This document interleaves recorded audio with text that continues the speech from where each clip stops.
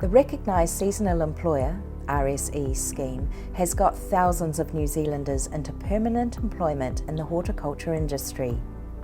The RSE scheme requires employers to support Kiwis who have struggled to find jobs, as well as help them stay in those jobs. In other words, Kiwis get similar support to that offered to RSE workers from the Pacific. So we run some amazing schemes. We're a partnership with MSD on a program called the SEED program, which in November we pick up a whole lot of New Zealanders that are unemployed, and we bring them out to our orchard, and we call it the no holes system, where we bring them in and we provide everything from transport to food to whatever other things that they need for the barriers of getting to work. And then out of that we put one supervisor, a New Zealander, with every 6 coming out of the work and income system, and that person who's the supervisor was actually in their position 12 months ago.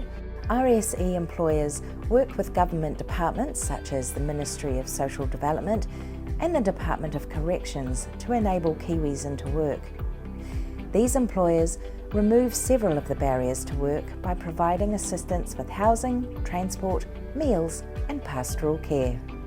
Here we're using the Accommodate to Work scheme, which is where we get people out of the prison that come directly into our accommodation, and they'll come here one day and the next day they're working full-time, so we offer 40 hours a week full-time employment. The MSD is, I think, is the gel of blending with RSE. They question us as to whether we are engaging with New Zealanders as much as we should do. Yeah, for us it's the RSE scheme goes hand in hand with employing more and more New Zealanders.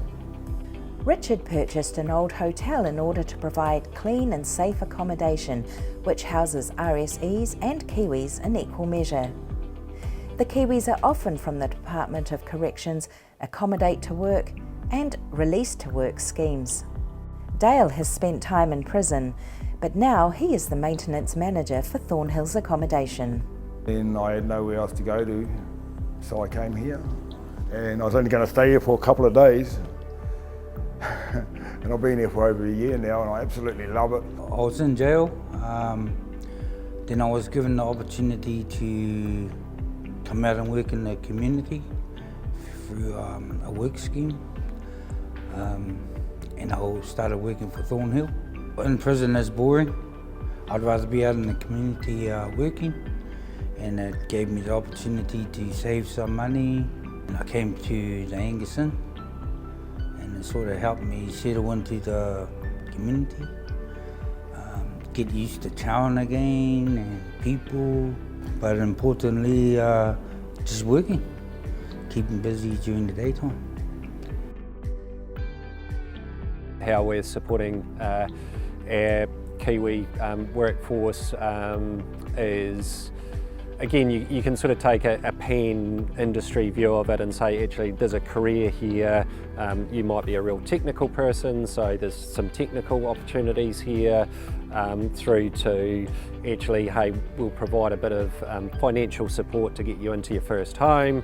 Maybe it's a vehicle purchase. So I was on the sickness benefit just after having surgery, so I was and then through WINS I was offered a WINS RSE scheme program, and that's how I got here. So there's a lot of theory training and practical training, a lot of opportunity out there. I was in prison for a number of years. I decided to move back home to Hawke's Bay. I was on the dole. WINS were really rude and said, well, you're going out apple picking. 12 of us started picking, and on the second day there was only me left. So yeah, everyone had quit. So I started picking with an Indonesian team, and which is quite funny because they're now my pickers, you know, because I became a QC. You know, I don't know where I'd be probably if I wasn't working at this job. Maybe I'd be in another job, who knows? Maybe not.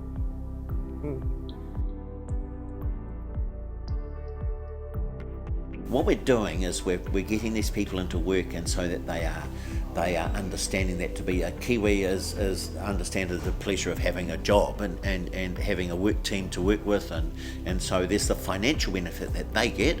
There's the saving for New Zealand in the context of benefits, but there's also all of those other health and just good sense of well-being benefits.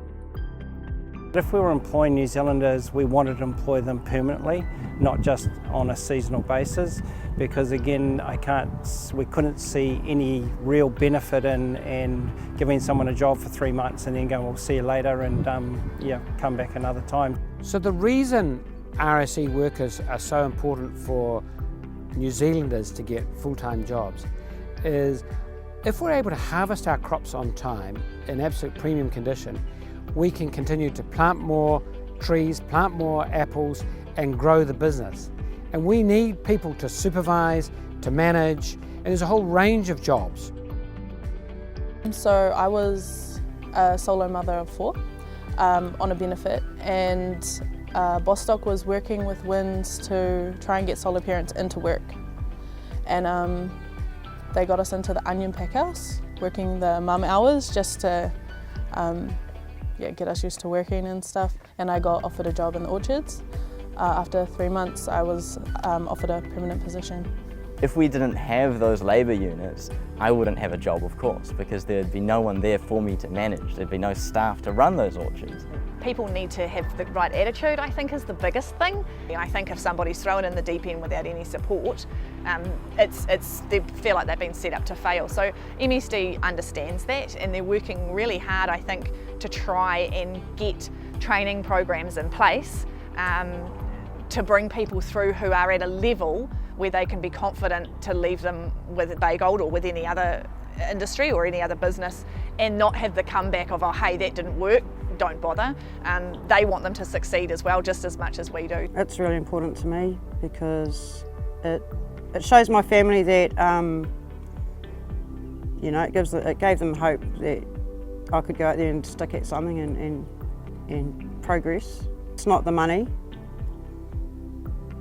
The money helps, but basically it's motivation, gets me up in the morning, and yeah, it's a great job.